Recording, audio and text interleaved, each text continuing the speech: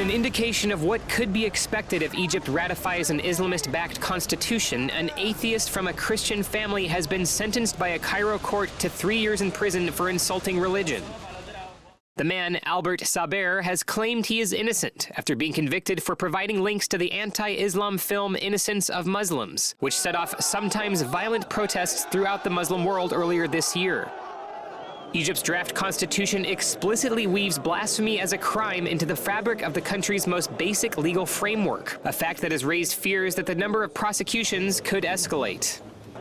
Egyptians have already begun voting on whether to adopt or reject the constitution, with ballots arriving at Egyptian embassies in countries throughout the world, although diplomatic missions say initial turnout has been low. In Washington, the Egyptian embassy hosted a party for a handful of Egyptians who cast their ballots in the referendum.